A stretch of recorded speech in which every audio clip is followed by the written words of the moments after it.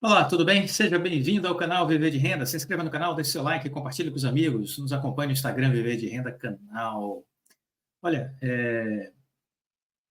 eu quero aproveitar para dizer a vocês que se você ainda não é assinante da Seleção de Empresas, nós estamos fazendo uma oferta de Natal. A oferta de Natal, você pode assinar a Seleção de Empresas, o plano anual, pagando R$ 600. A seleção de empresas hoje custa R$ 960, mas você pode, aproveitando a nossa oferta de Natal, assinar nosso plano anual por R$ 600, que pode ser dividido em 3 parcelas via Pix de R$ 200. Então, 3 parcelas de R$ 200. Uma agora em dezembro, outra em janeiro e outra em fevereiro. R$ 600, você faz a assinatura de um ano, que hoje estaria custando R$ 960. É uma oportunidade para quem quiser assinar. Muito bem, vamos aproveitar falar sobre esse assunto. Esse assunto é recorrente, a gente está sempre falando sobre ele, porque o Brasil não pode ter vocação para ser otário.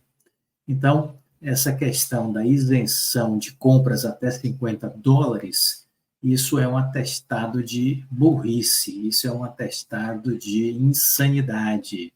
O Brasil precisa se comportar como um país maduro, né? O vice-presidente Geraldo Alckmin diz, em evento onde ele estava presente com o setor calçadista, de que a isenção para compras de até US$ 50 irá acabar até o final do ano, né? Ele garantiu o fim dessa isenção do imposto de importação. Isso é importante, porque a concorrência precisa ser feita com bases de isonomia tributária. Então, eu não posso ter uma concorrência com o Shein, com o Shopee, com a AliExpress, com quem quer que seja, se esses estiverem tendo uma carga tributária menor que a das empresas brasileiras. Isso é de um burrice sem fim, porque você vai fazer com que essas empresas brasileiras percam o mercado, essas empresas poderão falir, poderão fechar as portas, demitir milhares de pessoas, negócios que giram no entorno destas empresas de varejo poderão ser também afetados, restaurantes, empresas de prestação de serviços, e por aí vai.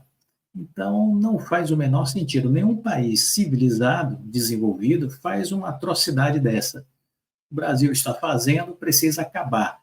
Isso chama-se populismo, isso chama-se demagogia. Eu posso dizer que esse populismo e essa demagogia pode ser também sinônimo de estupidez, de ignorância, de burrice. E o governo brasileiro precisa acabar com essa prática, que ela é nociva às empresas brasileiras. Simples assim. Não há muito o que discutir em relação a isso. É um exercício óbvio de inteligência. Somente isso, mais nada além disso. Bom, vocês viram que tivemos aí ondas de calor e as empresas posicionadas nesse segmento, vendendo ar-condicionados, ventiladores, surfaram essa onda de calor. As vendas triplicaram nos estados que tiveram essas ondas de calor, como Rio de Janeiro, né? As ondas triplicaram. Então, empresas de varejo que trabalham com produtos nesse segmento surfaram essa onda aí e as vendas triplicaram. Então, você vê que problemas e oportunidades são fáceis de uma mesma moeda, né? São fáceis de uma mesma moeda. Uma outra coisa importante, teve uma PEC, você deve ter acompanhado isso, teve uma PEC aprovada no Senado, que agora foi para a Câmara de Deputados, onde se deliberou sobre temas relacionados ao Supremo Tribunal Federal. Supremo Tribunal Federal, em específico, alguns ministros, como o ministro Barroso e Gilmar Mendes, criticaram a aprovação da PEC, pois mexe com o funcionamento do Supremo Tribunal Federal. Mas o que você acha disso? Eu acho que estão errados os ministros que se posicionaram contra. Está certo o Senado Federal, que aprovou esta PEC. Isso é saudável, isso é positivo. Isso é um avanço para o Brasil. Isso é um avanço para o Brasil. Basicamente, a PEC trata de um tema que procurou disciplinar melhor, que são as decisões monocráticas, ou seja, a decisão de um único juiz ser suficiente para decidir sobre algum tema específico. O que o Senado propôs é que decisões monocráticas sejam levadas a plenário no prazo de 30 dias. Então, isso é saudável, isso é democrático, isso é razoável, isso é inteligente. Ser contra isso é estupidez, entendeu? Então, ao meu ver, os ministros do Supremo fizeram grosserias, estão errados, equivocados em tentar bater de frente com relação a esta medida de autoria do Senado Federal. Os senadores estão certos. Esperemos que a Câmara de Deputados aprove esta iniciativa do Senado Federal. Isso não significa declarar guerra ao Supremo. Significa ajudar o Supremo a dar um passo à frente e pacificar essa questão das decisões monocráticas que tem feito mal ao Brasil e à sociedade brasileira. Este é o fato concreto. Bom, eu queria comentar que toda vez que o minério de ferro tem alta, a China tenta controlar. Esse é um recurso costumais do governo chinês. Chama as empresas e tenta negociar, porque a China é contra essas altas excessivas. Nós estamos em tendência de alta no minério de ferro. O minério saiu da cotação de $105 a tonelada e foi até na casa dos 130, 134, 136 dólares a tonelada. Isso perturbou o governo chinês. O órgão regulatório chamou as empresas e disse: olha, cuidado com os excessos, evitem exageros, né, nessa alta. Temos que lembrar, o capitalismo chinês é um capitalismo de Estado. Pensar no capitalismo chinês sob o prisma do capitalismo democrático ocidental é um equívoco, né? Lá o capitalismo é controlado pelo governo, sempre será assim, até que se prove o contrário. Então, o governo acaba atuando para tomar decisões relacionadas a essa questão do mercado, né? Regulando o mercado, disciplinando o mercado, as empresas e tudo mais. Só que o controle artificial de preço nunca deu e nunca dará certo em lugar nenhum do mundo. É uma questão apenas provisória. Então, se você acompanha o minério de ferro e empresas associadas a este mercado, você precisa entender isso e ficar tranquilo, certo? Ficar tranquilo. Olha, a RK Partners, ela desistiu da ação contra a Oi. A RK Partners desistiu da ação contra a Oi. Essa é uma boa notícia para a Oi, né? Porque com isso o litígio que paralisava a venda da sucata de cobre para a Vital está finalizado, né? A RK desistiu da ação que questionava a venda da sucata da Oi e com isso a Oi agora pode fechar a conclusão do processo de venda para a Vital. Esse era o último impedimento que havia para a conclusão do acordo. Tratava-se de um projeto de reciclagem que agora vai seguir. Em troca, a Vital está abrindo mão de até 72% de um crédito que tem a receber da Oi, decorrente do acordo de venda da Globinet. Esse acordo deveria ser investigado. Este acordo foi um acordo ruim, foi um acordo nocivo à Oi, quando foi feita a venda da Globinet para o BTG Pactual. Foi um acordo draconiano que fez com que a Oi tivesse que pagar durante anos e anos e anos pelo uso da infraestrutura da Globonet, mesmo que não precisasse usar. Então, isso foi uma coisa nefasta para a empresa e gerou uma dívida bilionária. Dívida essa que agora a Vital, por estar tendo a Oi como sócia, resolveu abrir mão de até 72% de um crédito que tem a receber ainda. Deveria zerar essa dívida. Isso é o que deveria predominar como bom senso, como razoável.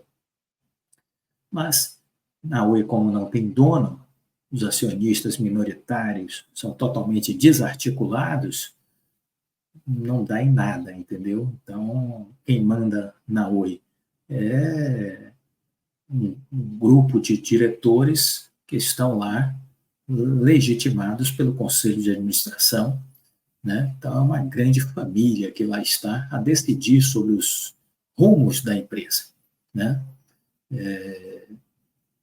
Não tem muito o que dizer, né? Esse é o problema de empresas sem controladores, Os valores não são públicos, mas este acordo prevê a contratação de capacidade pela Oi entre 2025 e 2028 a um custo de quase 6 bilhões da infraestrutura da Vital. Em maio, a operadora chegou a apontar uma dívida extraconcursal com a Vital de 5 bilhões e meio de reais. E aí diz que desse valor, 72% representariam cerca de 3,9 bi e que seria um possível desconto de abatimento se for considerado o valor de face da dívida. Então, a Oi ainda vai ficar com 1,6 bi, provavelmente, para pagar para a Vital. 1,6 bi. É muito, viu? É muito. E aí a Oi vai abrir mão de uma infraestrutura de 371 mil quilômetros de cabos, totalizando 380 mil toneladas de metal. 380 mil toneladas de metal. É isso que a Oi vai transferir para a Vital, certo?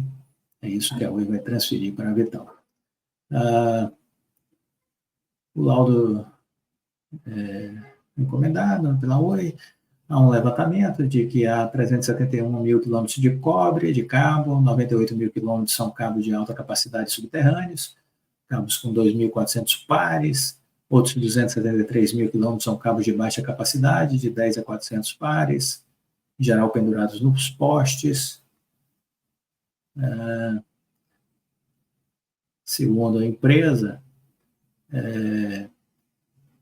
há 2,8 quilômetros de cobre por metro na fiação, na parte aí dos cabos de média capacidade, e nos de baixa capacidade, 0,4 quilos de metal, né? Então, tá aí. A Oi vai se desfazer do cobre. Quanto vale o cobre? Essa é a pergunta que eu estava querendo ver. Quanto vale o cobre? A Oi já vendeu no passado, né? Cerca de 10 mil quilômetros de cobre, de fios de cobre,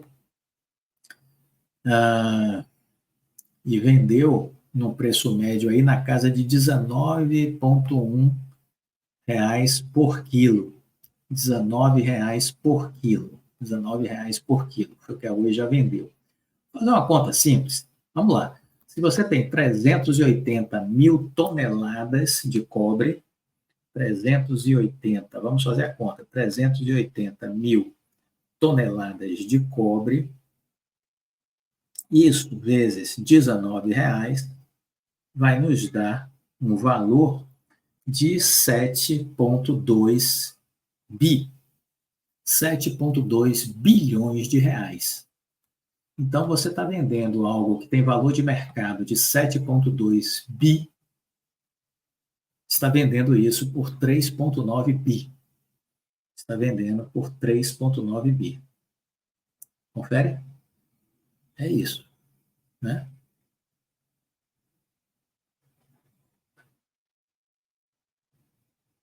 Ou seja, você está deixando de embolsar 3,3 bi. 3,3 bi é o que você está deixando de embolsar. Para ainda permanecer com uma dívida, de 1,6 bi. Você está deixando de botar no bolso 3,3 bi e continuar devendo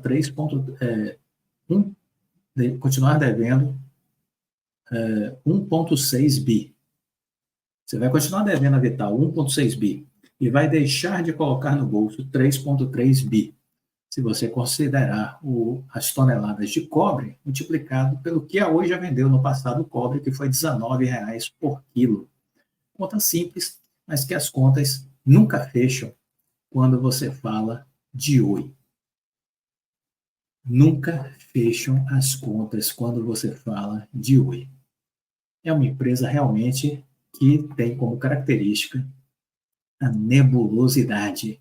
A nebulosidade. Então, tá aí. Se você acha que isso faz sentido, maravilha. Da minha parte, a conta não fecha. Não fecha. Então, eu tenho 370 mil quilômetros de cabo de cobre, 371 mil quilômetros de cabos de cobre, que totalizam 380 mil toneladas. 380 mil toneladas. Se eu pego isso e vejo o preço do quilo, vejo o preço do quilo, vejo que a Oi já vendeu o quilo por R$19 e no pior cenário por 14 o quilo. De R$19 a 14, entendeu? O melhor preço da Oi foi R$19 o quilo e o pior foi R$14 o quilo. Se você multiplicar isso por essas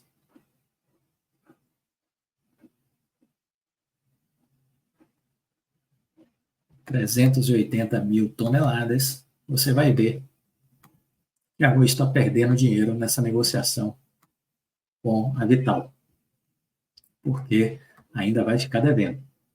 Faz sentido? Zero, nenhum. Mas isso é a Oi. Isso é a Oi. Lamentável. Lamentável. Olha, já liberamos a segunda parte do relatório de dezembro.